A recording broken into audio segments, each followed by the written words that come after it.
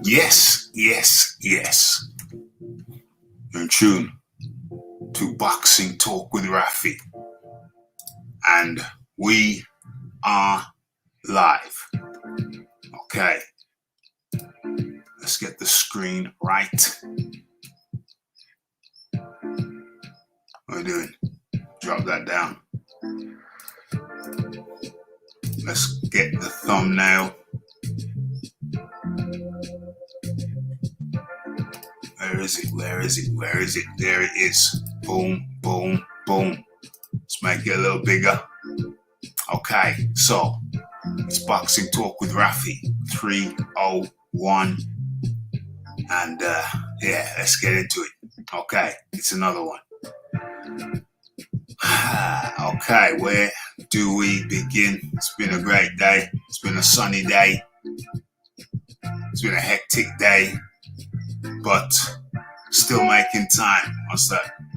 Still making time for the live show. Feed the people. Okay. So, where do we begin? Let's have a look. Let's have a little looky. Uh-oh. That's what I need to do. Let's get into this. Where are we? What are we going to start with? What are we going to start with? Well, multiple topics to discuss. Okay. And I don't know. Do we start with? Where do we start? I think we're going to start with the. Hold on. Let me mute that damn thing.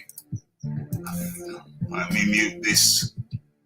Keep on getting the pop-ups. Let's kill that. Boom. Okay. Let's drop that down. Let's have a look what we're working with. Of course, we're going to have to talk about the Jake Paul. I'm sorry. We won't spend too long on that, but we got to discuss it. Surely. Jake Paul, Tyrone Woodley. Have a little look at that. And of course, we're going to have to look at Dubois' matchup. A couple seconds on Tommy Fury's matchup. We got to talk about the eye. Errol Spence has come out and said some things about the eye. Probably start there. And of course, Joshua had some things to say yesterday. So let's look at what we open up first. Okay, I think the Errol Spence one is new and fresh. So we might start there. Let's go there. Errol Spence.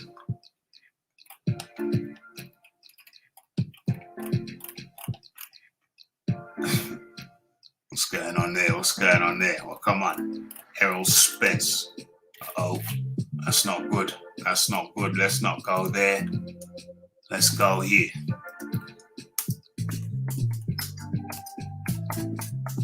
Errol Spence speaks about the eye. Boom. Open up. Okay, we got it. Let's hope there's no pop-ups so that I can share. Let's have a look. Stop sharing that. Start sharing this. Okay, how does that look? How does that looking up on the screen? Okay, make that just a little bigger. How's it look now? Okay, that's much better. Okay, so before we get into that, I'm going to take this moment. Hold on. We haven't done the sound check. Let's do that now. Where is it?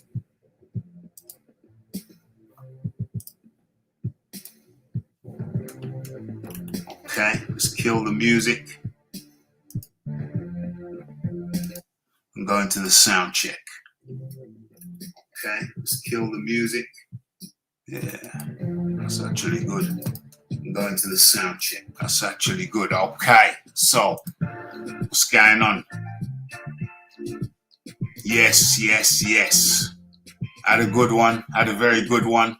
Had a couple drinks and have a couple meals over the weekend, Friday and Saturday, I believe.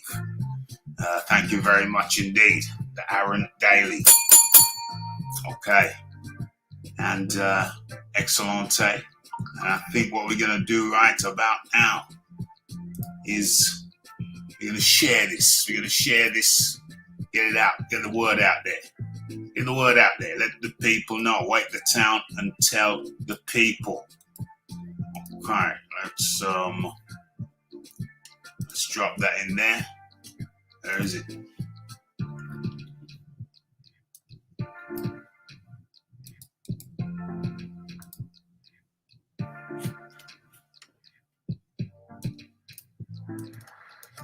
Gotta do that.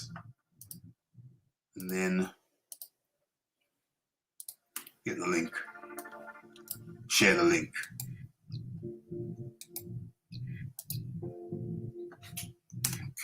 Okay, that's good. Just drop in a couple of locations.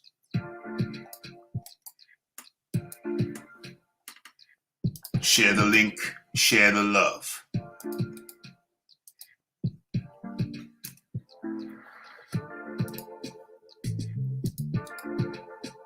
Boom, boom, boom. Okay, that's shared out now. Shared it to the people. Okay. What's going on over here? Let's, as a matter of fact, let's close all of that down. Let's shut all that down. What's going on?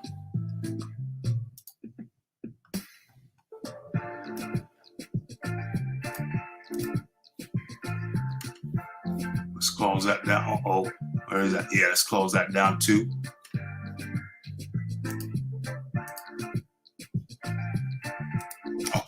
Okay, we're good. We are live. Birthday cake with a cherry on top. Just the way I like it. Okay, in come the bronze plumber. Okay, let's get into this. Let's get this thing started. Where am I? I'm in the right place. Uh-oh.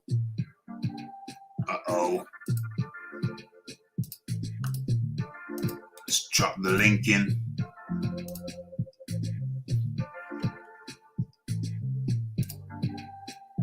Share them. Okay, we're good. Let me take a sip.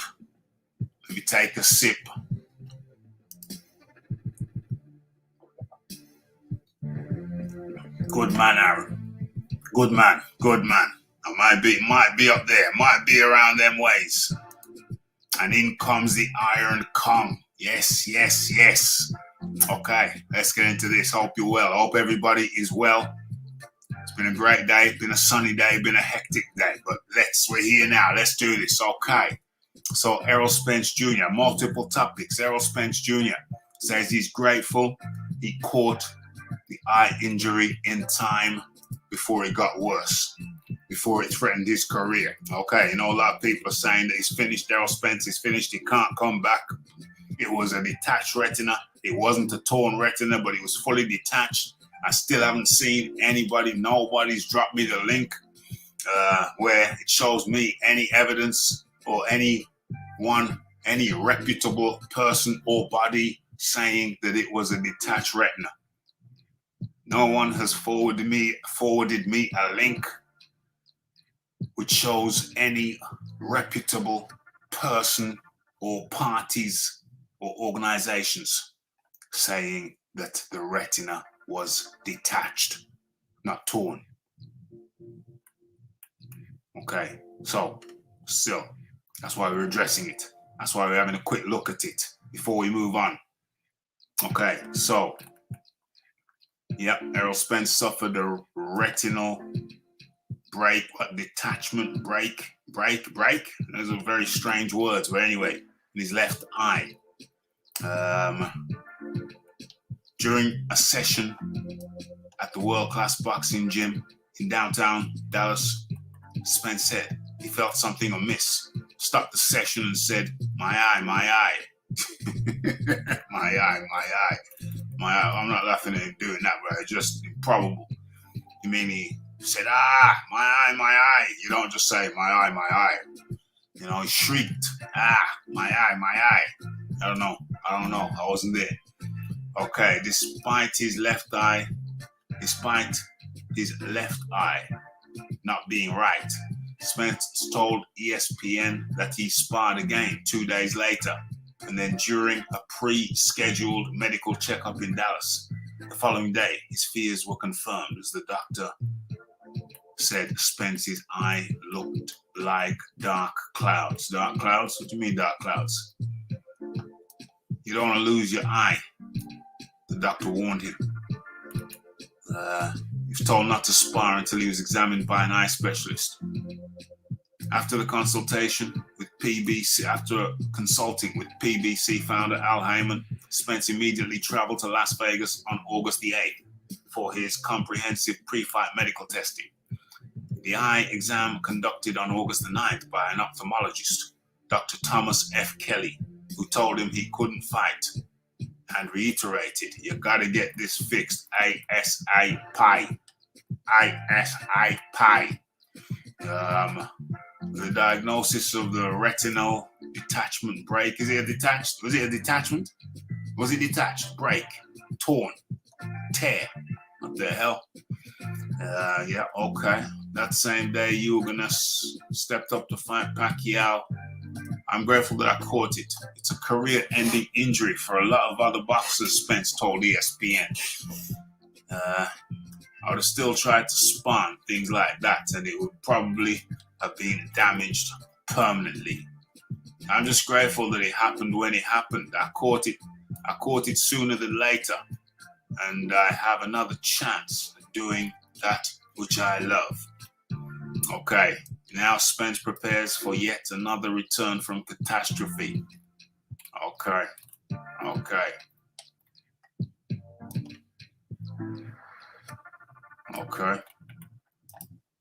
Retinal detachments first compromise peripheral vision. They're saying it's detachment. Hey, it looks. I don't know. They keep on saying detachment. A detached retina isn't all that uncommon. Yeah, it's looking like a detached retina. They keep on saying it's detached. They're not saying it's torn. They're saying it's detached. They're saying it's detached. Okay, so, look like it might be detached. Look like it might be detached. It might have been a detached retina and not torn. It's very vague, but they keep on saying detached. So you know what? It looks like it was detached. I don't know. I'm saying it was detached. Looked like it was detached.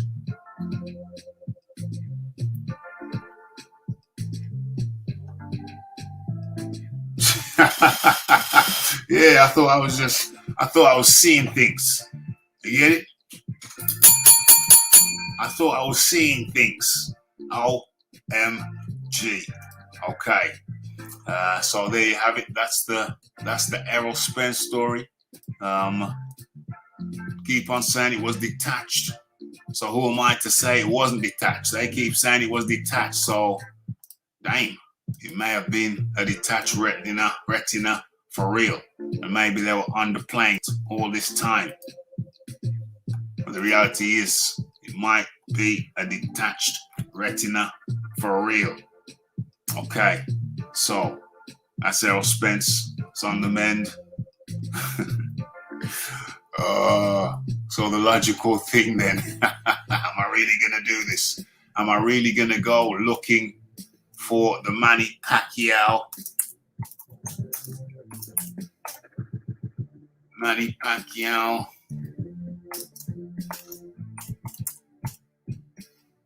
Oh, what's going on? Is this the one?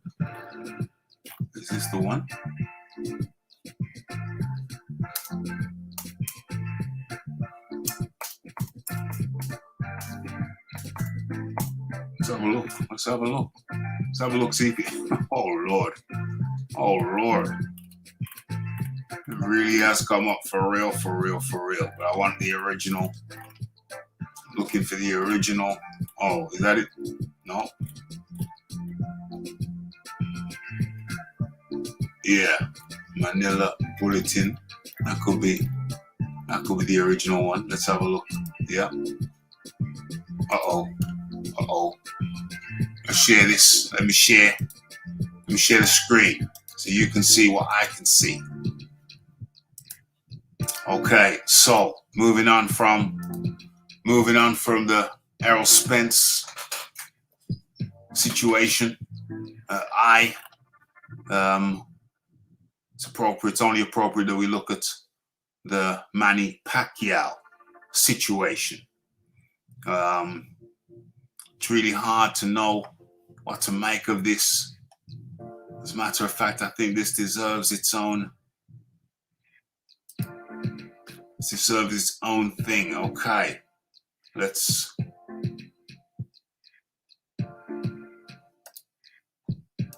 do this.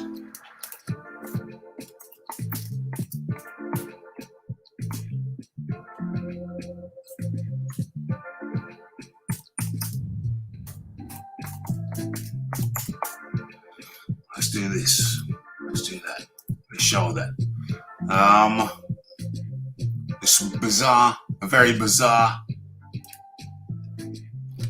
bizarre situation that we saw unfold yesterday. In comes a man like Shiz Biz. Following on the heels of that, we saw a very peculiar situation. Let's have a little look at it. Let me adjust this just a little bit. Okay, that should be fine. Now let's have a look at it. What the hell's going on? What's this woman looking on for? What's she doing? It's kind of creepy. What the hell is this? And what's he eating? People, I need your help. What the hell is going on with Manny Pacquiao being spoon-fed? What's going on?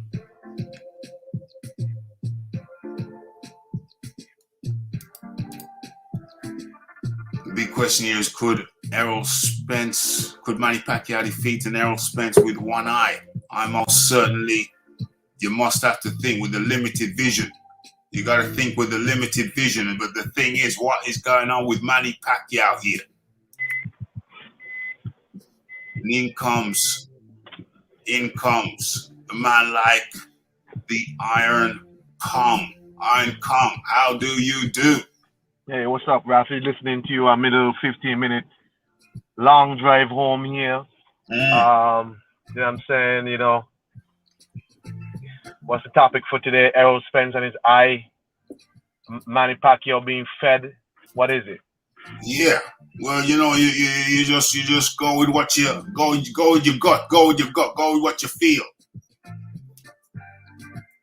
I really want to know what the hell's going on with Manny Pacquiao being spoon-fed, and moreover, not only being spoon-fed, being spoon-fed while being filmed. I can't. But it seems more and more like maybe it's legit that Errol Spence does have an injury.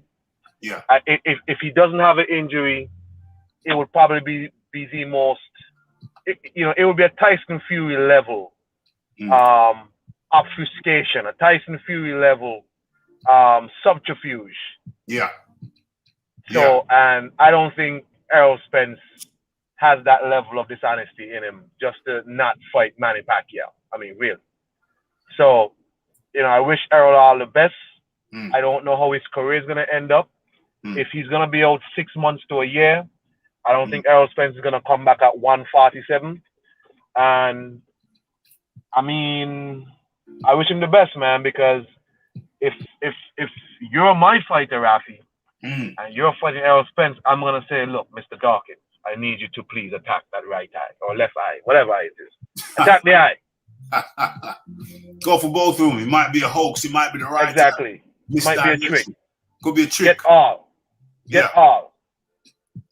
So I'm just hoping, not for boxing's sake, but for his quality of life in general, that this all goes well for him, and I wish him the best. Manny Pacquiao, though, Yeah. Manny Pacquiao and his fans are awful people Uh-oh. because he wins the fight. I mean, he loses the fight against Ugas. I picked him to lose the fight, by the way. Yeah. And he says, my legs were cramping. Early on, my legs started cramping and I couldn't move. No, Manny, your legs cramping because you're old. I've been there. It happens to me every morning. Like, your brain is firing, but your body's not responding. You hearing me, Rafi? I hear you. I hear you, brother. I hear you. I hear you. Yeah, all this about leg cramping and all this, bro. It's called being old. All right? That's what it is. Your brain works firing on all cylinders, but your body not responding. I know how that goes. It's age. It's age, money. It's age. So he's allowed himself to be filmed being spoon fed. Is that really something you would want to do, Iron Kong? Would you want it out there? You as a grown man being spoon fed? I don't know. I mean, are you hearing me? Yeah, I hear you. Okay. I don't know. I mean, is Manny trying to, if it's his last fight, maybe he's sending a message that, this is a very hard game and we go through a lot. If it's not his last fight, then that's a ridiculous video plus. You know what I'm saying? I mean, yeah, your wife is taking care of you, but if it's not your last fight, that's not the visual you want to put out to the world. That is a very unfortunate visual. Being spoon fed like that, I don't. What does it mean?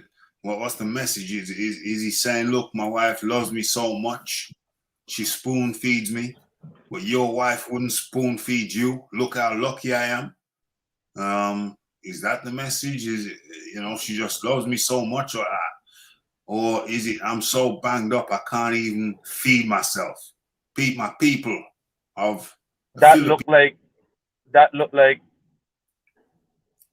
Hello, you hearing me? Yeah, I hear you. This thing cut off. It looked like an old man getting fed some cornmeal porridge or some cream of wheat. Yeah. That's what it looked like to me. Yeah, looks like the cornmeal porridge job.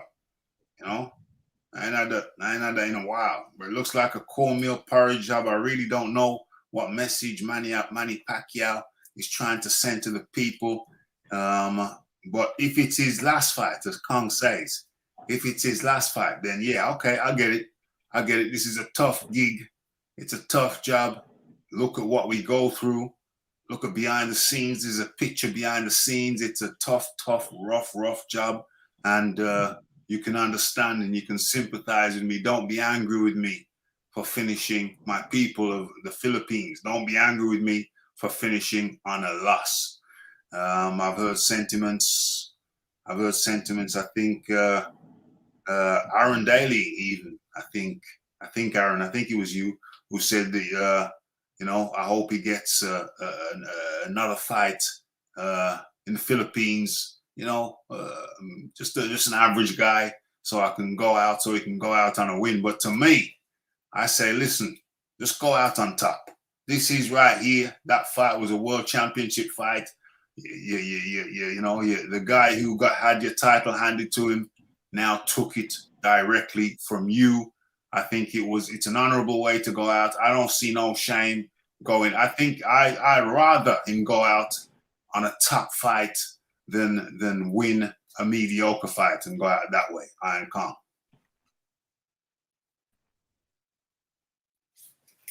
I don't know if Iron Kong is hearing me. Maybe he's got some technical. That's how it goes. I mean,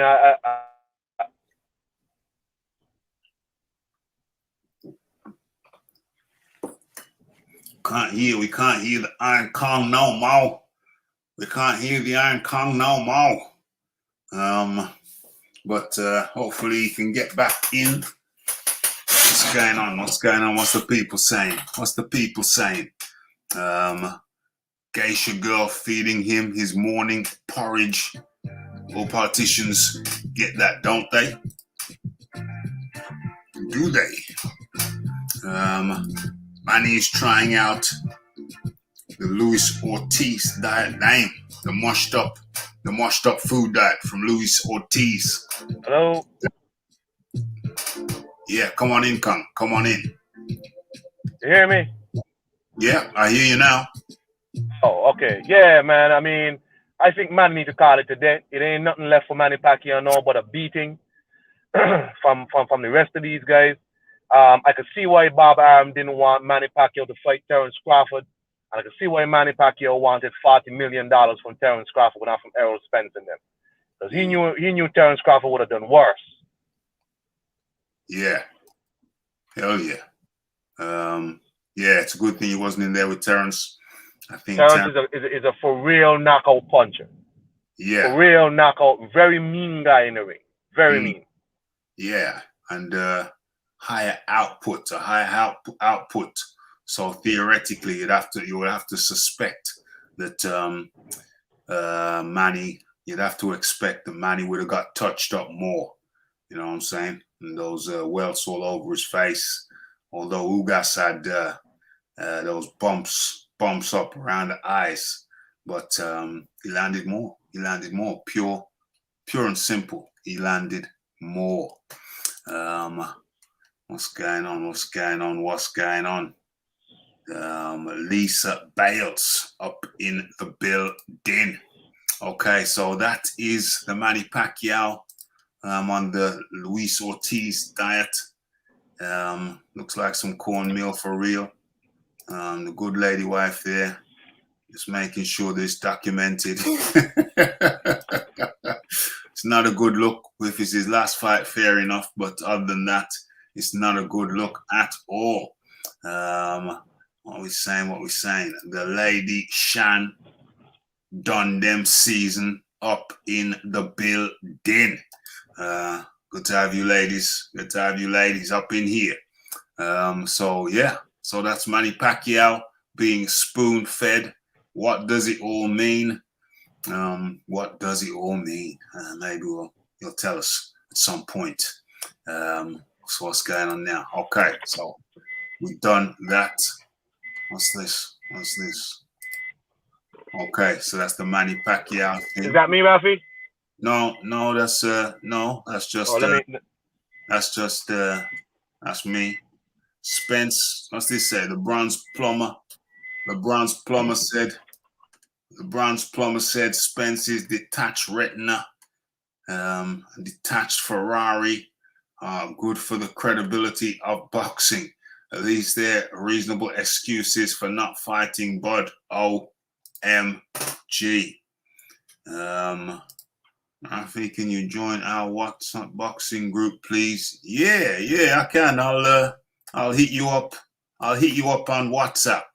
Or can you just add me? Or have I got to add myself? Or I'll hit you up on WhatsApp. You tell me how the process. You tell me the process. I'm absolutely happy to do so. Okay. So what else? What else are we saying now? What else? What's this here? Okay. What's that there? Trying to unmute Iron Kong. I think Iron Kong, you're gonna have to unmute yourself when you're ready, my friend. Okay. So what we're moving on to now? Okay. We've got to talk about it. We've got to talk about it. Let me bring it up. On the screen. Boom. There is it. Oh yeah, there it is. Boom. Okay.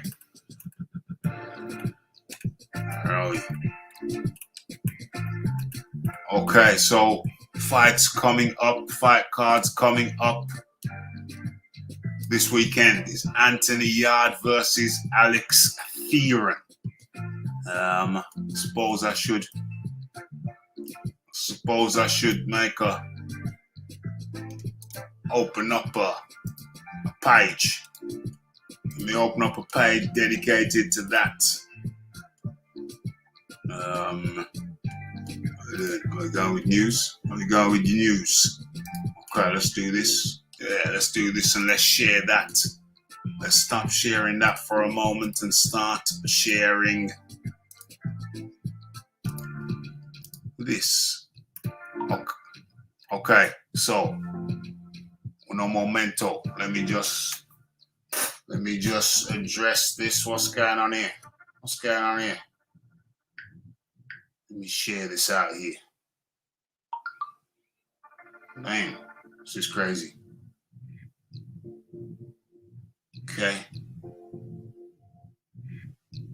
Let me share this thing. I forgot to share this thing to a certain place.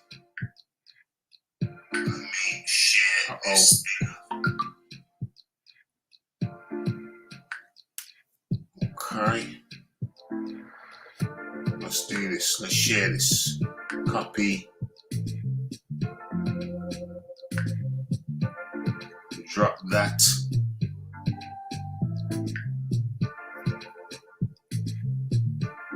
Oh, I'm added. Lady Shan, I think I'm added. Okay. That's good. Let me share that. Okay, that's good. Okay, so let's get into this.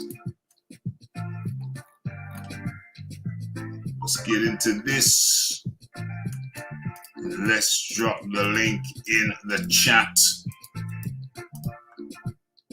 Boom, boom, boom. Okay, so I think we're ready to go. Okay, so Anthony Yarde versus Alex Theron. What's that's going to be on the zone? Watch the zone box. How the hell is that going to be on the zone? That's a Frank Warren thing. That's not going to be on the zone. Anthony Yarde prepares for his potential rematch with Lyndon Arthur when he takes on Alex Theron. That's not going to be on the zone. Surely it's not BT Sport or Sky. That's Yarde is what's his name? Brick top fighter. He's a brick top fighter. Fish Eyes. Queensbury. I generally can't remember his name. Frank Warren. Okay, Frank, if you're listening to this, those were just terms of endearment. Don't get it twisted. Okay. So I would have thought we would have had a picture of the other guy's opponent. No. Seems a bit rude. But I guess that's how lowly, in low regard, this guy is being held. The well-traveled Colombian is highly respected in boxing circles, where he's never been able to make a breakthrough against a solid opponent. Can he stop that trend against Yarde, or will the Brits' power be too much? Alex Theron, Saturday, 28th of August. Main event starts approximately 10 p.m. British Standard Time. Yarde versus Theron. I think it's kind of disrespectful how they haven't even got a picture of Theron. That's a bit disrespectful. Let's come out of that. Let's go into another article where perhaps they would show their opponent. No. They don't show his opponent. Okay, fine. Let's have a look at images. Hopefully they have an image of the opponent. Surely. Who's that? Theron. Is that Theron? Is this guy Theron? Colombia? This is Theron. The first time I've seen him. There's Theron. Okay. Oh, there he is again. Okay. So that is Theron. If you've never seen him before, there he is. Okay. I don't think anybody's putting the money on Theron to win. Don't really know him. So I'm putting my money on Anthony Yarde. Right, so let's go stoppage. I'm sure Anthony Yarde will want to make it emphatic. Okay. So, what we got here? What we got in the comments? A lot of shout outs with no responses to that. Okay, so what are we saying? I think we're saying yard. We're saying yard by stoppage, late stoppage. Okay, let's get back into this and let's have a look at what's going on. Okay, Sunday. So we move on to Sunday, the 29th, and it's the Rocket Mortgage Fieldhouse, Cleveland, Ohio, PV. And it's Jake Paul versus Tyron Woodley. Not spending too long on this. Jake Paul, Tyron Woodley. Damn, I suppose we need some pictures to go along with the story. Okay, let me get that up. Okay, so let's have a look at the likes. What do I like? Where are we? Let's get, there they are. Okay, that's good. That makes it better. Move it up and show.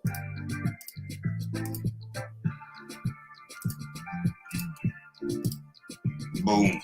You see that? You got good visibility on that. Let's make it bigger still, bigger yet.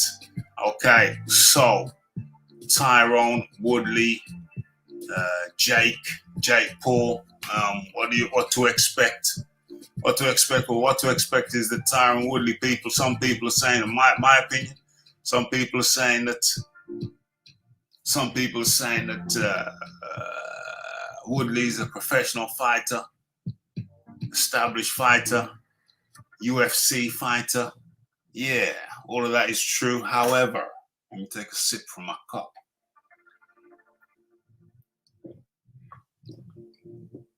However, he's not a boxer. People are going to say, yeah, but he's knocked some people out. Yeah, he has. But he's done that by changing levels, by the threat of the takedown. This is pure boxing, pure hands. No threat of a takedown now. And so it may surprise some of you, but I'm going with Jake Paul for the win. And I can actually see Jake Paul knocking out Tyron Woodley. Certainly TKOing Tyron Woodley, believe it or not. So that's my shout. That's my take on the Jake Paul versus the Tyron Woodley. Okay, let's keep it moving. Who's next on the bill? Oh, what did I say? I say Jake Paul by TKO. Okay. Who's next on the bill? Amanda Serrano versus Yamile Mercado. Do I know Mercado? No. But I do know Serrano is a long-time champion. And she picks her food. So even though I don't know Mercado, I'm confident of Serrano win. Points or TKO? I don't know. Let's go with TKO. Late round TKO. Okay. So that's Serrano versus Mercado. And let's come out of this. Let's have a look. What else? Did I pass something? Oh yeah, there it is. Can you see? What's the visibility on that? Okay, visibility is good. Okay. I don't know. Oh, that's all good. Okay, so that's the Tyron Woodley. Oh, damn it. That's the Tyron Woodley. The Daniel Dubois versus the Joe Cosumano in the heavyweight. 10 rounds in the heavyweights.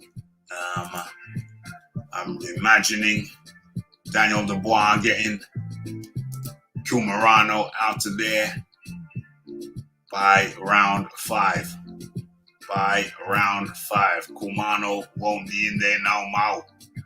Okay, Let's keep it moving. Let's keep it moving. Who else? Oh, Tommy Fury versus Anthony Taylor. Well, the interesting thing about this, hold on. We got Tommy Fury anyway. The interesting thing about that fight is that, what's his name? Anthony Taylor, Tommy Fury's opponent. It's not even a boxer. He's an MMA fighter. So you can see that's just a setup. That's just a layup, as they say. That's just a simple layup. There's almost no chance of Tommy Fury losing. Okay, Tommy Fury, Tommy Hearns. Dang, what a difference. What a difference. Okay. All right. Okay.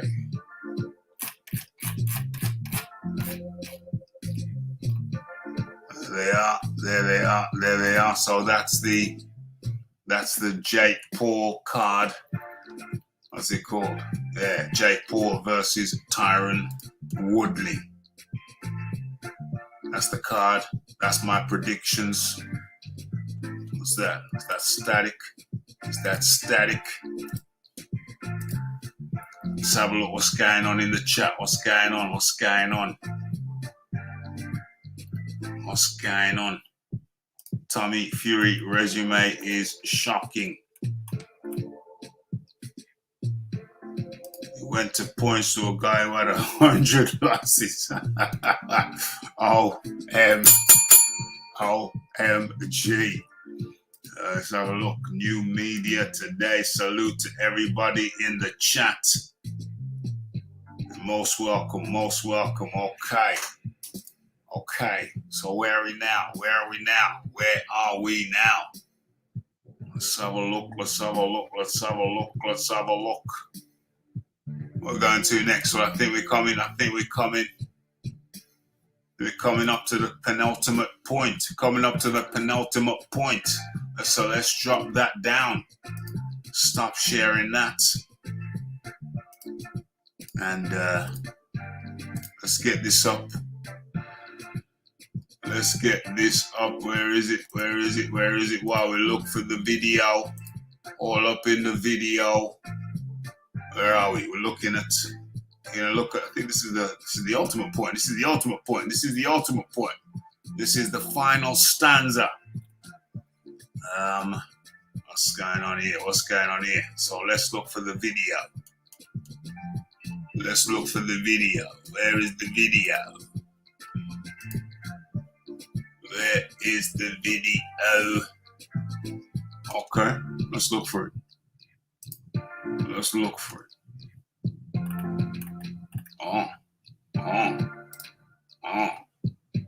Okay.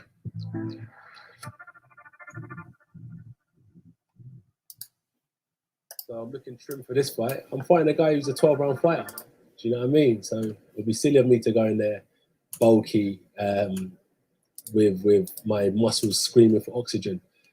I've been training like a 15-round fighter in this camp, and I'll be well conditioned to fight. So that's the key.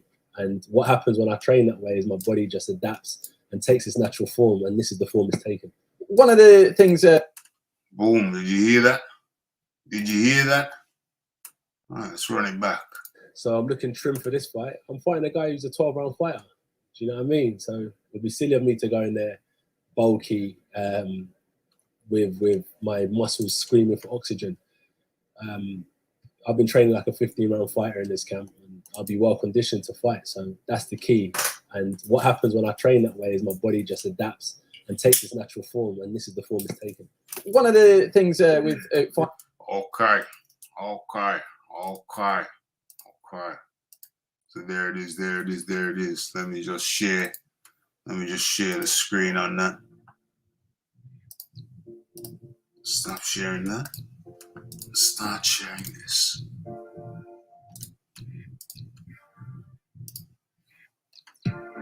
Okay, so those were the words of Anthony Joshua. I'm training like a 15-round fighter for this one. So while while Alexander Usyk is getting bigger. It's getting bigger by the minute, bigger by the day. Anthony Joshua is slowly whittling down. He's just training for 15 rounds, and he's just letting the body take the weight that it takes. So what do you think about the approach? What do you think about Joshua's approach? Is he gonna come down too much and meet Usyk down there? Is he gonna come in too light? Is there a danger he's gonna come in too light? Or do you think that is the appropriate strategy that Anthony Joshua is adopting for the Alexander Usyk clash? Me, I think it's perfect. I think it's a perfect strategy. You don't want to go in there too bulky. He's done that in the past.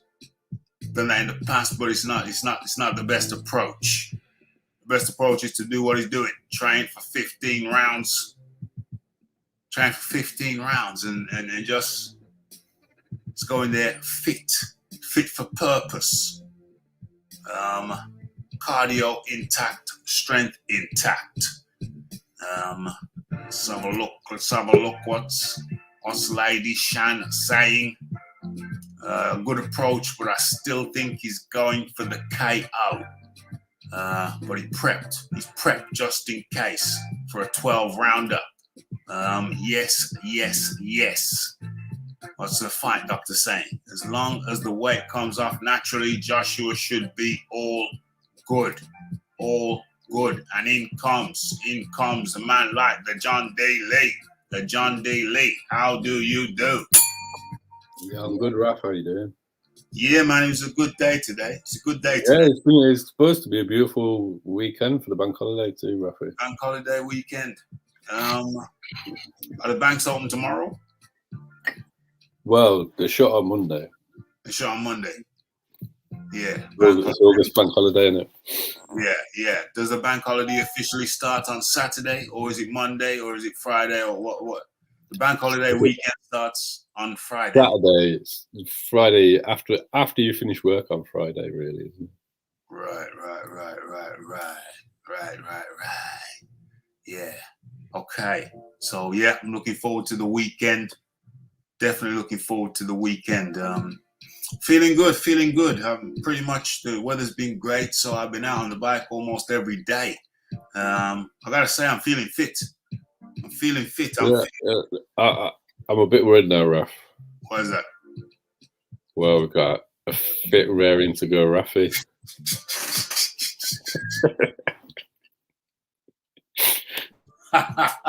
Well, I honestly just feel so good in myself. I think it's the daily bike. It's like you, I'm worried for, Raph. I know. I think it's the daily biking. It's the day, every single day, pretty much.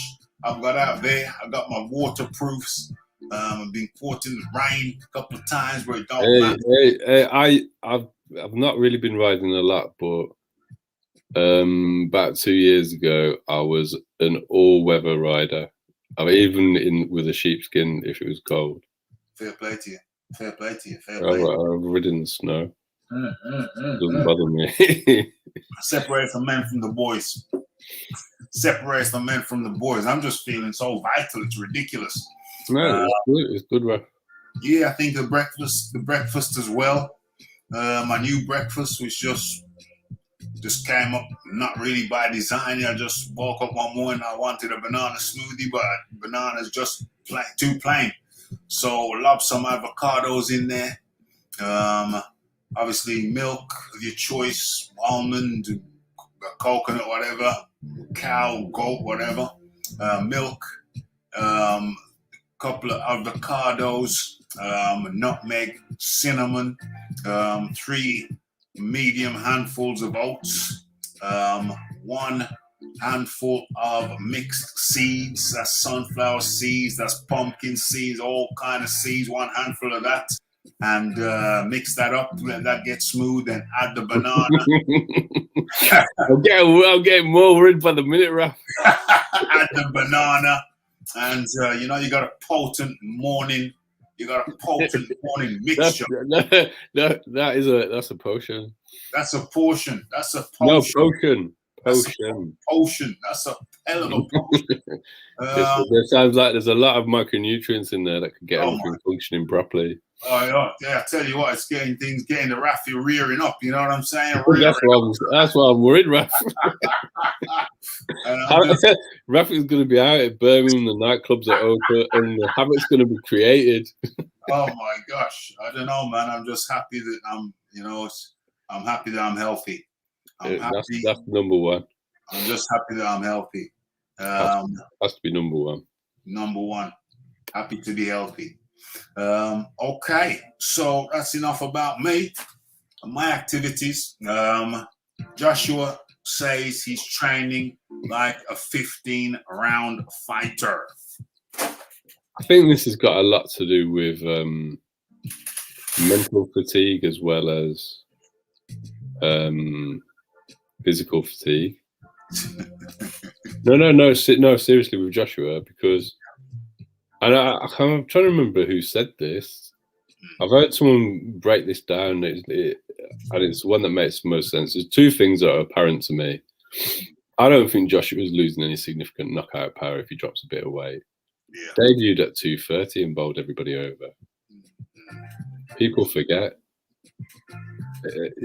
Excess weight can not benefit your power, potentially. Yeah. Power is mass times speed. It isn't mass by itself. Yeah, exactly. And to actually get the mass into the punch, you need good punching technique. Yeah. And I'm watching him hone his technique in his training videos. He's trying, because there's room for improvement with Joshua's punching technique. Yeah, I'm stepping away for a sec. Yeah. All right. So what was broken down by somebody else, I'm trying to remember who it is, but I've listened to a few people analyze Joshua coming in light. So that's why I'm struggling to remember specifically who said it. But he pointed out that the way that Usyk gets to people is his movement makes it hard for you to concentrate. So the person who's breaking it down believes that when Usyk gets somebody out of there, or when Lomachenko gets somebody out of there, they exhaust them mentally as much as physically because of the constant movement and the constant having to concentrate on what you do. And that was how he described what happened to Tony Bellew. So whilst he was doing really well, it took so much out of him concentrating that hard for that long that it made him susceptible to getting a knockout. But I mean, obviously we're talking about Tony Bellew, which is a totally different kettle of fish in terms of size, punch resistance and power output. But I thought it was just a good thing to point out because Joshua was talking about being able to concentrate for 15 rounds. And the stamina is what everybody's talked about. Now he's addressing it. People are questioning whether his power is going to be there. I still don't think he's going to come in any lighter than 238 pounds. Yeah. I think that's and I think people, personally, my interpretation of the Andrew Ruiz rematch was if you go back, you watch the first round, Joshua completely busted open his eye with a straight right down the pipe. If he'd have got that a bit cleaner on the chin, Andy might have been in a lot of trouble. It certainly made him less enthusiastic about getting inside the pocket. You know, all we heard from Andy before the fight was, "Oh, he can't live with my power. He can't live with my power." He was complacent. I think that's why he's fat. Not because he didn't train. Yeah. Because Andy's coming to fights bigger than that. Yeah. That's a straight excuse. Yeah. The reason that Andy came in as big as he came in was because he thought he was going to blow Joshua away. When he got cracked with that right hand down the pipe. That was the first round, wasn't it? Was the first round? Yeah, and he cut his eye as well. Split him up. Andy wasn't too keen on closing the distance after that. And Joshua had the engine to keep on the outside and keep throwing long distance heavy punches. Yeah. So I don't think he's going to be lacking power at 238 pounds, and I think he'll come in between 238 and 240. I think his engine will be better. I think his reflexes will be better. He's working on his technique constantly anyway, because he keeps putting out there. All he's doing is shadow boxing, boxing drills. I'm not really seeing much of this functional sports science, esoteric, strange exercises anymore. He's doing straight boxing training every time he puts a video out, isn't he? He is, but Lady Shannon's just challenged my breakfast. Let's break this down. Cashew milk, okay. Granola. The granola's full of sugar, Lady Shan. Full of sugar. Take the granola out and put it in the bin now. Take the granola out, Lady Shan. It's full of sugar. It's no good for you. Oats, yes. Oats, yes. That's good. Banana. What size though? What size banana? I have a large one. Mine's large. I'm muting now. Avocado is good. That's fine. Honey, you got more sugar there. You got more sugar. You don't really need no, that. No, hold on a minute though. Yeah. Honey isn't quick release sugar in the same way that it's not quick release. It's slow release, so that's better. Slow release. It's slow release, so that's better. But I don't really have any sugar in my breakfast really, other than the naturally occurring sugar. My breakfast this morning was summer fruits, water, whey in a blender. That's good. Well, blueberries is good. Is what I do. That's good. Yeah. So I had blueberries in my summer fruits. I had blueberries, blackcurrants, red currants, raspberries, strawberries. The problem with both of your breakfasts, although good, is that it's far more expensive than mine. My breakfast. No way. Far more expensive than mine. Water, Raphael. You go to Tesco's, Yeah. You get the perfectly imperfect frozen fruit. Right. Summer fruit mix. It's frozen. It's actually fresher than the fresh because it's not been sat on the side. That's true. It's nice and cold, so you don't need to put no ice cubes in there or nothing. That's a good thing. Yeah. So £2 for a kilogram. Yeah. Whey protein, £11 for a kilogram. I only got only 20 grams of it in there, Raf. Right, I water. Okay. Yours is more expensive than mine. Mine's probably about the cost of your banana. Well. Only putting in 50 grams of that.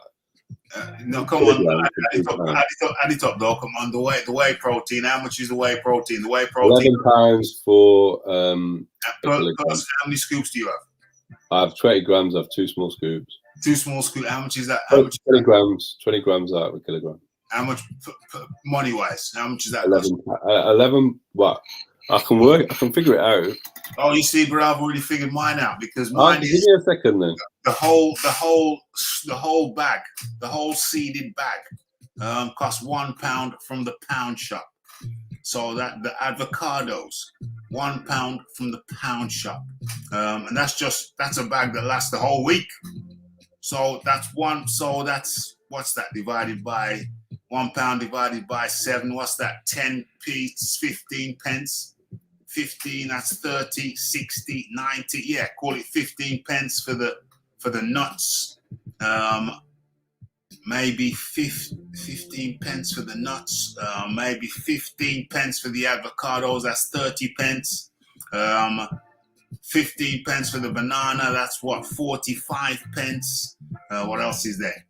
45 pence. The milk, maybe 15 pence. That's 45. That's 50. That's 60 pence. 60 pence. Yeah, probably say 10 pence for the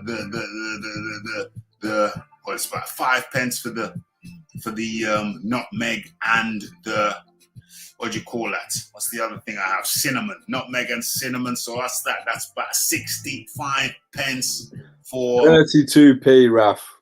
32p. It's half the price, but well, my whole shake is half the nutrients.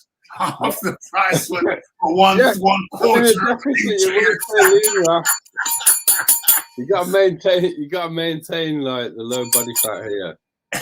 It's Calorific deficit.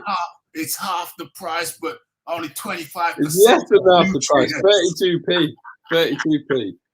Only 25% of the nutrients, John. I'm still up. I'm still.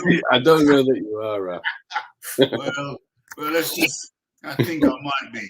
Mine costs close to a 10. you want to get that granola straight out of there, ladies and gentlemen. Just save yourself all sorts of money. So it comes down, Lady Shan, you're out. Yours is too expensive. Yours is too expensive. You're a woman of expensive tastes. She's a lady. She's a lady. That's why, Raph. That's why. She's lady of expensive taste. So it comes down to my breakfast and John's breakfast. And John's breakfast is half the price. But it's less than half the price. 22p. How much is your shake? 1/3. No, sorry, 32p. It's 1/3 of the price, but only 1/3. No, we haven't worked out the nutrients. How many grams of protein have you got? Yeah, I'm less on the protein, but far greater on the micronutrients. No. My friend. No, far greater in the nuts. We got nuts. We got fruits. We got milk. So we still do have some protein in there. And so I think overall, I've got quite a good amount of micronutrients. I've got raspberries, strawberries, black currants. Yeah. Red currants. Yeah. That's good. And black currants as well. So I'm doing okay on the micronutrients. Doing okay with the micronutrients, but here's the thing, I got the mixed. Where you're beating me is the carbs, but I don't want them. I got the mixed seeds. I got the mixed. No, they're good. I'm a fan of seeds, right? To be honest, one of the things that I've run out of that I do put it up, surprise, is shelled hemp seed. It's very good. Hemp seed is very good. Hemp seed is very good for you. Very good for you. Okay, so I think we've slightly gone off topic for a second, but it's okay. 3 shredded wheat, size tone. Good old fashioned. Yeah, but he's the Mampy man, isn't he? He's the Mampy man. He's the Mampy man. He's the Mampy man. Tone's the Mampy man. Iron Kong, come on in. Make some sense of this madness. What is all this fit talk, bro? I had a barbecue chicken wrap this morning. The wrap was green, so I assume it had something to do with veggies in it. Had that with a little vanilla black tea sweetened with brown sugar. It was a wonderful morning for me. What's all this? Oh, I ate hemp seed and I ate almonds. I ate. You don't even eat cow foot, and you come in there and talk like this. I ate only distilled, demineraled water and drank that. Iron Kong, you told me you're too good to eat cow's foot, pig's crap. I'm not eating cow foot. Don't come all hoity-toity here. I'll be eating cow foot. No pig foot and no cow foot. Why not? Why not? It's good for you. Pig snout and anything. Not me. What about the tongue? What about cow tongue? Cow tongue soup? No, I'm not having cow tongue. For you. Last time hey, hold on. Hey, what are you talking about?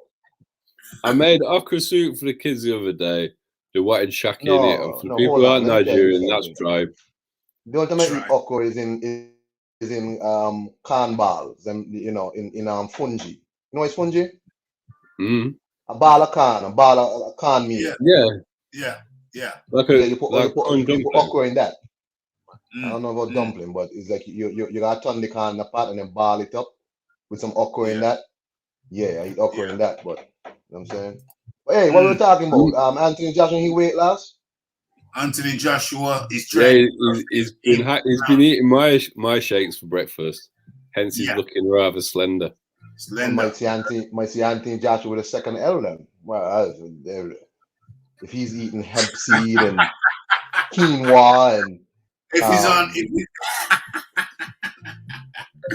gym, to be honest, he's probably in a gussie soup. I don't know what meat he's putting in there, and ever. Yo, John, with all the calories he's burning, mate, he's more likely to be eating my breakfast. He eats his mum's cooking. His mum comes to cook for him in camp, doesn't it? That makes sense. That's just like. So he's having Eba, which is cassava. Cassava, yeah. And he likes his gussie soup. which is like inside of a melon seed. Everything. A green leaf that's similar to spinach that I struggle to pronounce. Pepper, some seasoning, and whatever meat you want to put in, or you can put fish in. Or put fish in there. Put fish. Yeah, you might have it with cow foot Hong Kong. It's traditional Yoruba food. That so. I am not Yoruba, so it's all right. Like that. Okay. So tell me your thoughts and observations about. Well, I mean, I think Anthony Joshua doing it right. I already said before, I pick him by a 12-round decision. I think Usyk will try and turn it into a track meet and get in where he could get in and get back out and whatever. So I think it's wise to train for all eventualities. I don't want to see him as light as with Andy Ruiz again.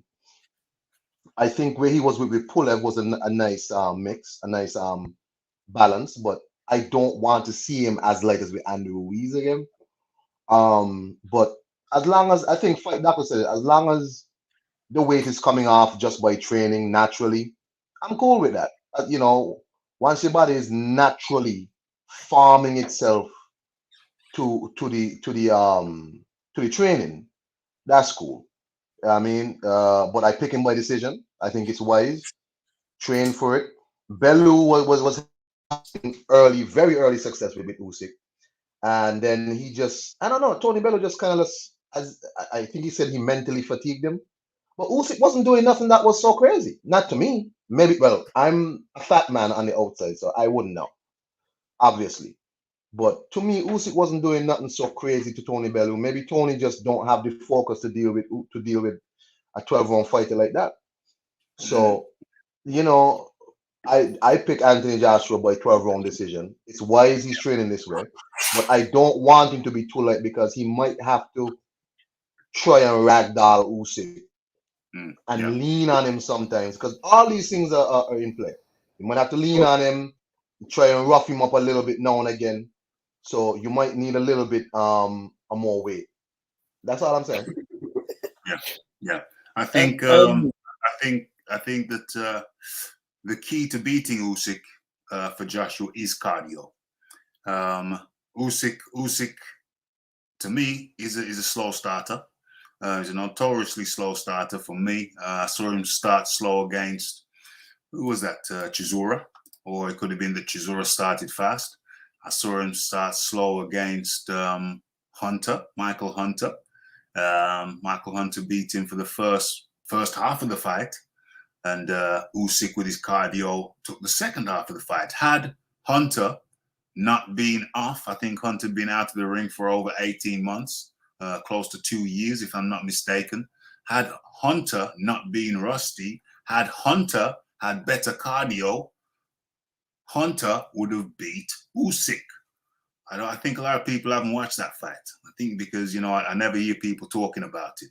But the reality is Hunter had been out of the ring for in excess of 18 months, close to 2 years, if I'm not mistaken.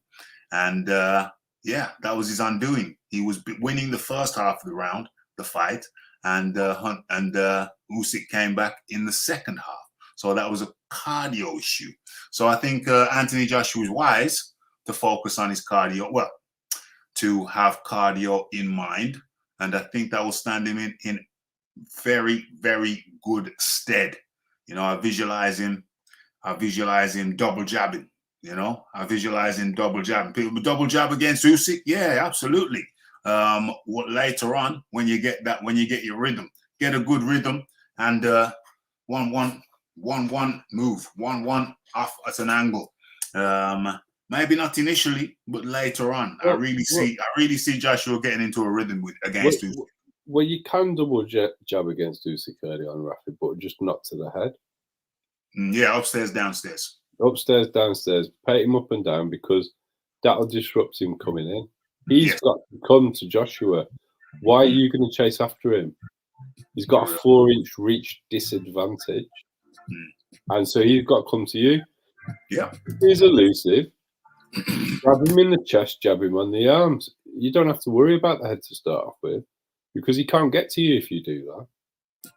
And he's going to get frustrated and make mistakes. Frustrate him with a long, stiff jab. Don't worry about trying to land it on the head.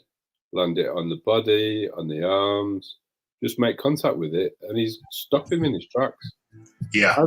As for ragdolling him, well, he's still going to outweigh him, whatever he does. And also, if you're significantly stronger than your opponent, and Rafi knows this from wrestling, and if he did learn a few moves, which I agree with Rafi, he's not skilled in this area particularly. But if you're significantly stronger, you can ragdoll a heavier man if you're the stronger man and you know what you're doing. You don't need weight to do it, particularly if you know how to use their momentum against them. Give me leverage, and I can move the world, Charles. Exactly. And he's gonna. And if you've got leverage strength, you understand how to control momentum, particularly from somebody who's got to come towards you, because Usyk hasn't got a choice. Joshua should hold center ring. He should hold center ring, jab the body, keep him at length, and if he comes inside, uppercuts.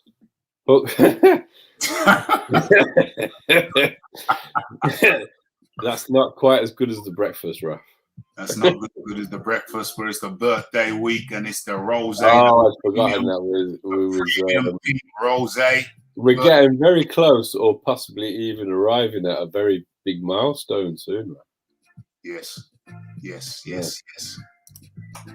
They're all milestones. I'm feeling look at Rafi being crafty. I nearly got out. I'm feeling good. I've been blessed. Thank you. By a higher power than I. Or is it just nature? Or is it nurture? Or is it genetics? We don't know. But I kind of distracted you. But finish what you're saying, John. Finish up what you're saying. You're talking about the... So I'm just saying that you to effectively ragdoll another man, it's not 100% reliant on body mass. On top of that, Usyk's been getting fat. Yep. This weight he's putting on doesn't look very lean to me. He looks like he's getting a bit porky. How is that going to help with all of this movement I keep hearing about? You've seen pictures of him? I haven't seen really pictures of him like that. All of the training footage that is released in the build-up to this fight, unless it's out of date. Unless it's out of date. I mean, it depends what you mean by fat. Let me go to his Instagram. Is it like Mikey Garcia fat against Errol Spence? Not as fat as that. But there's definitely no visible six-pack, and I'm not expecting to see it. He's looking smooth. Smooth's probably a better word. But it's dead weight he's carrying. It's he's not getting that smooth as fuck like that. There's nothing there that's telling me that this is muscle that's coming onto him. So it's going to make him slower. If I saw someone lining up with that type of physique at the 100 meters final, I would expect them to be coming in last. Yeah, but so his speed's going to be depleted. But beware of misdirection. No, I mean, I don't know if it's current. I mean, if he looks totally different on the scales, then fair enough. Yeah, I think we always have to beware of misdirection. But then he's not going to weigh 232 pounds, is he? No. So Joshua at 238 is going to have a big weight advantage. If he comes in like that, he's going to have lost a lot of speed and potentially stamina. If he comes in close to 200 pounds, then Joshua's going to have a big weight advantage. So yeah. And Joshua's not really taking any notice of it, is he? Because he's there concentrating on going for 15 rounds, and he definitely looks like that's what he's training for. That's like, I know most people would not consider that fat, but we're talking about professional athletes. Yeah, that's smooth. Is probably a better. He's going to come in. I think he's going to come in a bit smoother than we're used to seeing him. But if he comes in at 220, that's probably the best weight. But why has he got as heavy as 232? Because then he's had a bit of a fat camp. Yeah, so that's pointless. Yeah, so like the whole thing just doesn't make any sense to me. Whichever way you do it, yeah, he hasn't benefited from it. Now, if you're talking about what fight doctor said about Joshua doing it naturally. Well, he went back to the gym about a week after he fought Pulev, and he was 242 for that. Yeah. So has he actually put any weight on since he fought Pulev? I doubt it. If he has, it's like it's not going to be a lot. He might have gone up to 245 or something. How heavy was he when he fought Pulev? 242, I think. Yeah. Expect to see Joshua 240 max. So he's not killed himself in 9 months to have lost. We're talking about 4 pounds. Yeah. Especially not that big. Yeah. I'm expecting Joshua 240 max, between 238 and 240. Yeah. And I think his best weights are between 238 and 242. Yeah. That's and particularly if he's not stepping on a scale and he's not worried about it. He's going off. Has he got enough energy to do the training? Is the training good? Yeah. And I come in what I come in at. Come in at what you come in at. It's only fair that we take a look at Joshua's Anthony. There he is. Name. Okay. Anthony Joshua. What's going on? What's he doing here? Is this a video? Hope we don't play the sound. Okay, I want to see training. Let's see some training footage, maybe. Okay. What is that? Okay, yeah, it's good enough. I like this drill. Keeping the head off the center line, and looking to counter, to move, slip and rip. Well, it's not really a rip, it's slip and jab, but the rip is there also. The rip is available. This is a drill that Joshua Buatsi needs to do. Joshua Buatsi definitely needs this drill. I like Joshua Buatsi. I want him to do this drill. It's not because I don't like him and I want him to lose. No. I completely agree. Buatsi, I don't know, man. That guy, I don't know. The guy has talent, but good attributes. He's only had 15 fights. Listen, I completely agree. The kid has talent, but I think because of how his coach, who was his coach before he went to Virgil? Who was his coach? Good question. Yeah, I'd like to look that up, but I'm not a fan of Virgil Hunter for him at all. No. Because with Buatsi, it almost looks like he's behind where he should be. Like in terms of his development, he's kind of behind. Like he obviously has talent, but he just seems behind. Like his career has been kind of stop-start, and but his technique-wise, he seems like he's just kind of like, if it's 10 is the best, he's at like 6. He's behind, and I'm not sure what Virgil is showing him. Defensively, he's less than 6. Fight management, I don't think he's very good. But the straight right that actually landed was a thing of beauty. And it's a funny combination. It's like once he had him hurt, he kind of got a rush of blood, smothered his own work. The offensive work up until when he got him hurt was good. The defensive work was virtually non-existent. Then kind of like he spent his gas trying to get him out of there and smothering his work. Got his second wind, relaxed, and when he actually relaxed, that right hand,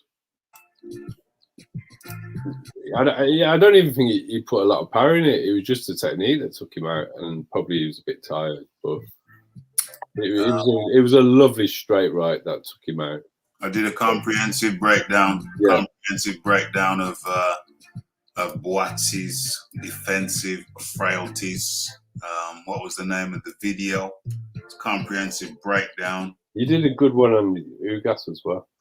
Ugas, yeah. I spent some time with Ugas. So I've been doing. Ugas's technique's lovely, isn't it? It's lovely, but it's boring. Generally speaking, it's lovely, but it's boring. But the thing is, if you could get Buatsi to employ that type of technique, he's got the power to make it entertaining. That's what I said. In the Ugas one. I said, Buatsi, this is a message to you. No form of disrespect, but you need to watch this guy. You need to watch this guy. He's unspectacular. Well, he can be spectacular, but that jab is a spectacular jab. It was hey, the way he fought against Pacquiao was spectacular. But I mean, normally it's not. It hasn't got whistles and bells on it. Anyway, let me get back to what I'm saying about the defensive issue. What I say to Boatsy, and I need to link him in a what do you call that thing? Instagram or Twitter. I need to link him on social media and implore him to watch and study Ugas's defensive capabilities, defensive moves, defensive choices. Defensive choices. Look how he holds his hands. They're like blinkers. Around a horse's eyes. That's where he keeps his hands. Not wavering somewhere, not floundering somewhere around the chin, wherever. Look how he keeps an eye on his opponent. Look how he tucks. He doesn't too much tuck the chin. But he keeps his hands real high. And just watch. The other thing he does, Raphael, just watch everything that Usyk does defensively. Look at Usyk's defensive choices. He blocks some parries. Yeah. He blocks some parries, and I don't understand why I don't see more blocking and parrying in boxing anymore. It's crazy. It's a madness. I was doing that at 11. I was parrying at 11. 11. I was in the gym parrying at 11. I was getting complimented on my parries at 11. Well, I think he probably would have been a good fencer, Raphael. Because I told you I fenced when I was a kid. Yeah. Boxing comes from fencing. Yeah. And that's how you taught how to defend, is a parry. It's like, because you can clear the path for your own blows. Clear the path, damn it. Clear the path. Hey, gents, I'm a slide into the chat, but I just want to say, like today, making my appeal to Miss Dina Asher-Smith, just letting you know I'm here for you. You know, if you listen to Rafi's show at any time, Raphael Dawkins Combat Radio, Dina Asher-Smith, you're welcome to join the stable over here at Kong's residence. Who are we talking about? Who are we talking about? The sprinter? Dina Asher-Smith. Yeah. I'm kind of a big fan of ladies sprinting, and I am too. So it's Dina Asher-Smith. We got room for you at the stable. There's plenty room for you at the inn. You know what I'm saying? I already told you I'll walk it out with my wife. You can become a part. We can. Look, we can work this thing out. So I'm gonna go in the chat now. Thank you for having me on the panel. Y'all be easy. Hey, she's a beauty. She's a beauty. She's an absolute beauty. Iron Kong's dropped off. She's an absolute beauty. Hold on a second. Let me share. Why am I being so rude?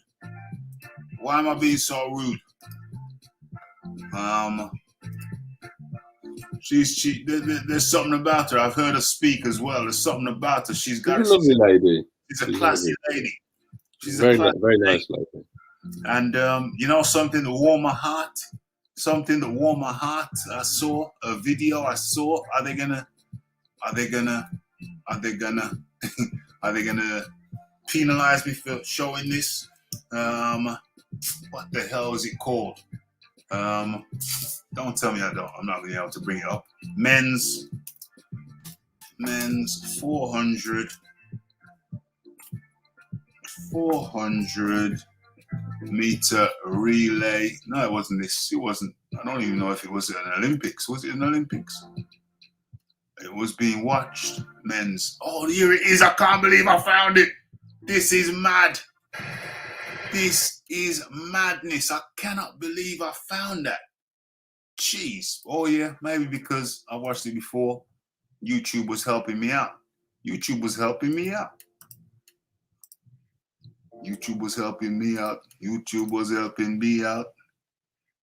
This was really heartwarming to me. You see, people, the difference with the Rafi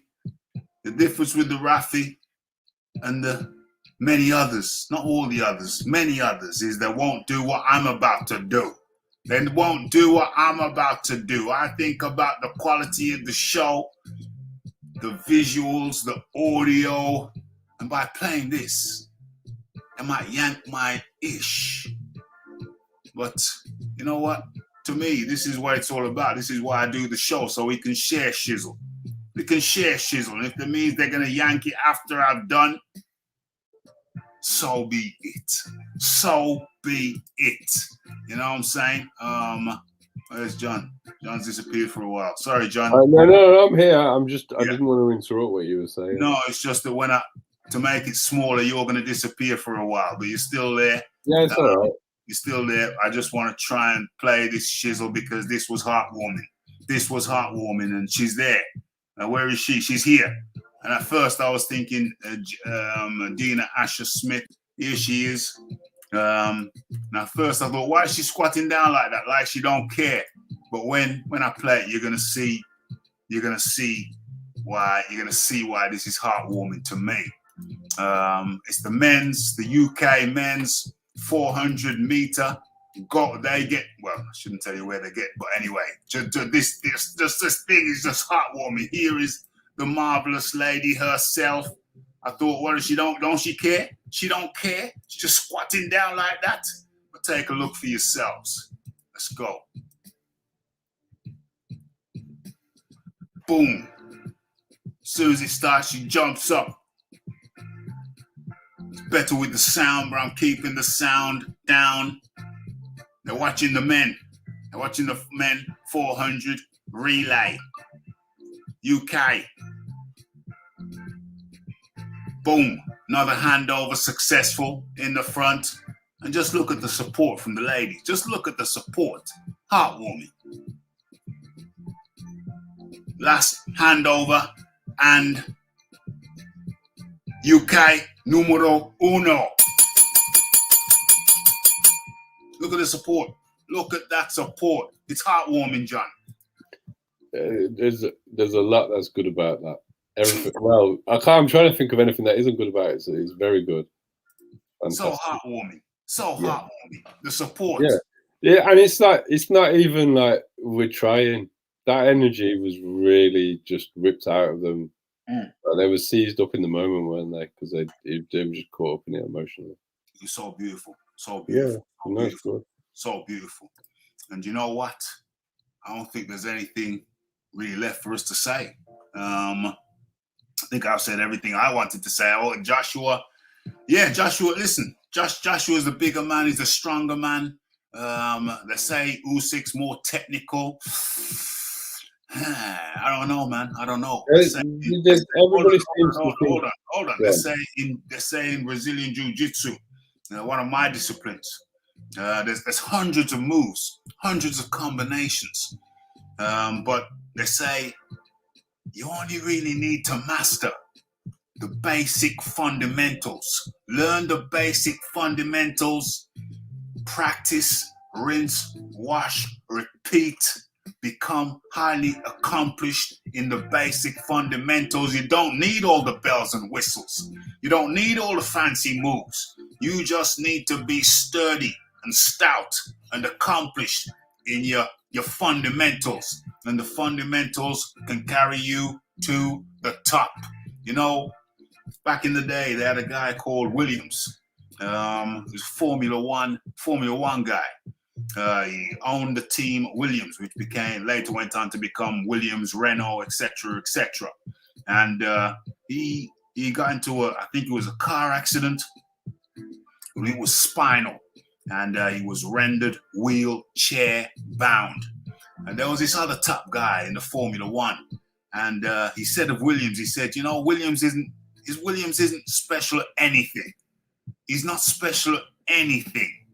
But he's the type of guy, if he wanted to run from one end of the land to the other, he would. And he'd just be at a steady 1, 2, 1, 2, 1, 2, 1, 2. And what's the meaning of that story? It's your basic fundamentals. You don't have to be spectacular. You just have to have mastered the basic fundamentals. The fundamentals. And I think with the fundamentals, and more. Joshua has more than the fundamentals, but with your basic fundamentals, that's the foundation on which anything can be achieved. Oh, I say that to say this. Joshua's bigger, stronger, and I believe probably faster. And all he has to do is use his God-given attributes and the ones he's acquired along the way. And I think he knocks Usyk out if he wants to. You can dance if you want to. John D. Lee. Well, I think people get very confused about technique, in my opinion.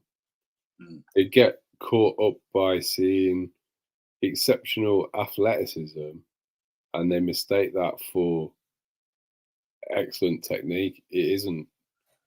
So I'm going to give an example. It's not heavyweight.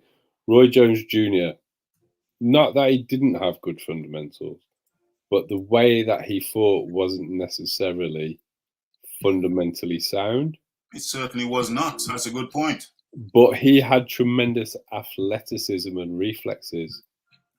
So he could get away with doing things that other people couldn't. If you compare that to, say, Louis Armstrong, who was tremendously technically sound. A good comparison. He doesn't have all this spectacular stuff going on, particularly when it comes down to the footwork. But if you look at Louis' footwork, he was never off balance, ever. And if you're going forward, you don't want to be going fast because you're just helping somebody else knock you out. Straight. You need to approach another fighter slowly. And actually, if Louis needed to retreat, he actually had good foot speed, but he used it when he was going backwards. Yeah. And people get really confused by all of this. So, Joe Louis, you're talking about? Well, just generally, what is good technique? So you see somebody Louis, talking about Joe Louis? Joe Louis is technically sound, yeah. Are you talking about Joe? You said Louis Armstrong. So, sorry, did I? Yeah. Oh, it's late.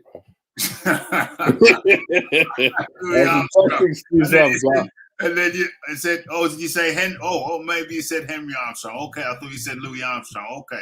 No, sorry. No anyway, it's Joe Louis I'm talking about. Yeah. His footwork was slow going forward.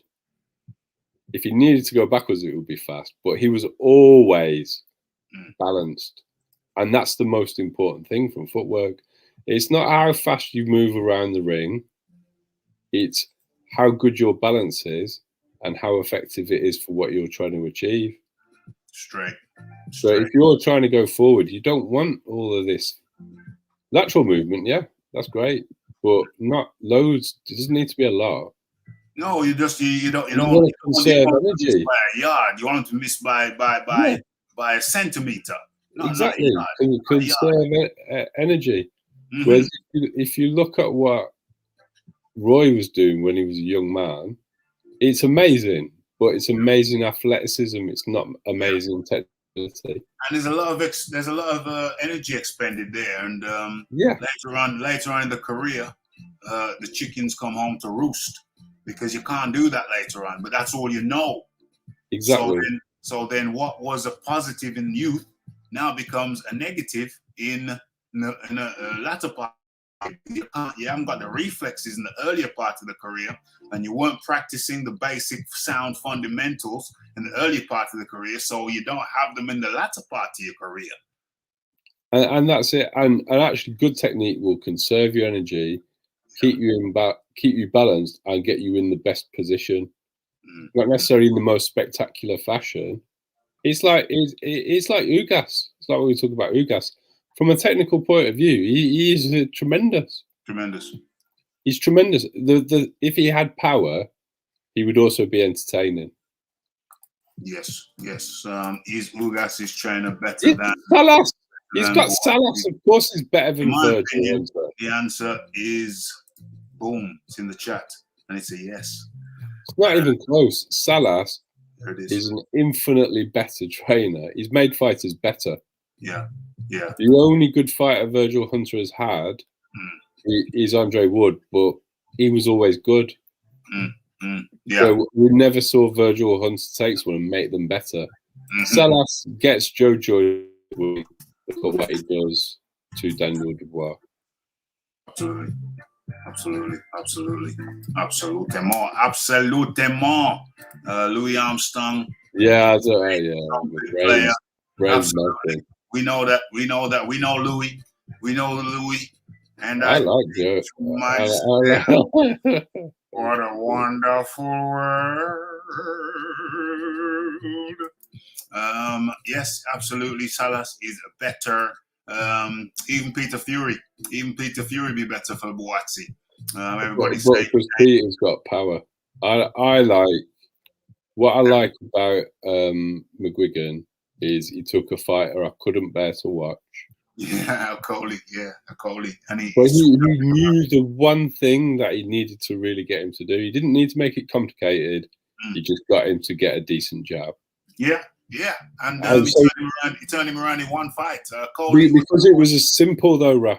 He didn't try and make it complicated. He didn't try and throw the baby out with the bathwater and start again. He just added a very useful tool. Yeah. For somebody who'd already got some good attributes. 100%. I'm tempted to play this in full view, but no. I suspect there would be trouble ahead if I did that in full view. So let me just feed the people. Let me just feed the people one more time. Let me just feed the people. Boom. Pow. I'm afraid, Hong Kong, you're just gonna have to make do with this for now. You're gonna have to make this do for this. Look, she look fine. I think there's a lot for Mr. Kong to enjoy about this video. She look fine. Look at the.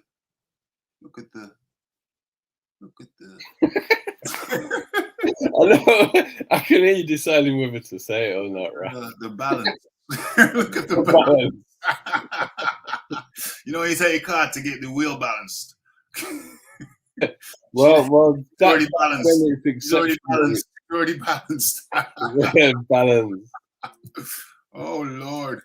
The weird thing is, I can't even say it because I've got this recurring dream, and Dina Smith is not the main player, but she is one of the players in this recurring dream that I have. So it's kind of bizarre.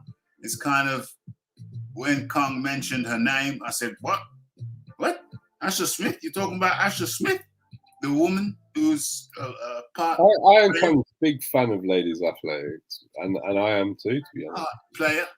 Part player in my dream, my recurring dream. It's kind of crazy that would happen, but hey, there it is. Yeah, I think we've done it, John. I think we've done it.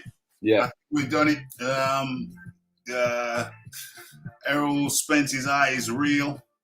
I think that Jake Smith, or whatever his name is, Paul, is going to knock out Tyrone Woodley, because Tyrone Woodley ain't a boxer. Yeah, Tyrone Woodley knock people out, but he's dependent on his boxing. No good girls bouncing like that with their backs to us. So we have a difference of opinion there, big boys boxing. I think that was the perfect positioning. You obviously, I know what you like. And now you know what I like. I think you've encountered a cultural difference there. There's some cultural differences going on here, big boys boxing. For me, that it was the perfect positioning. Although, to be fair, at points there was a side angle to show. Side angle. This side was angle. Good. Side angle. Look, we got air now. We got air. Everything's good about anti-gravity. Jeff Bezos, eat your heart out. Anti-gravity. You don't have to spend 100 billion. Look at this. We got anti-gravity right here on the big one, the Raphael Dawkins. All kinds of things that define gravity. All kinds of things that define gravity over here now. Look at this. Look at this. Okay, John, it's been great having you. Thanks for having me, Raph. I'll get off because otherwise we'll just be here all night. Okay. Okay, that was the John Daly. Much appreciation. Much appreciation. Okay, I think we've done it, folks. I think we've done it. Kal-El up in the building. Salute to the Raphael Dawkins Comeback Nation. 100%. We've done it, folks. We've done it. We've done it. We got through it. It's 1 hour, 40 minutes. And Rafi, it's 3 minutes to the witching hour. 3 minutes to the wishing hour. 23:57 hours. 26th of August, 2021. It's been fun. Joined by the Iron Kong and the John Daly. Really great show as per always. Yes, yes, yes. Says the Lisa Bayliss. We've had a good one. It was a great one. Thank you to everyone. It's Raphael Dawkins. It's the Comeback Radio. It's the like. It's the subscribe. It's the comments. It's the shares. And it is the hitting that bell icon to stay updated with news and notifications. And don't forget about the live show. Don't forget to follow me on Twitter. It's Raphael Dawkins. It's the Comeback Radio. And I'm out. Only thing left for me to say is blessed.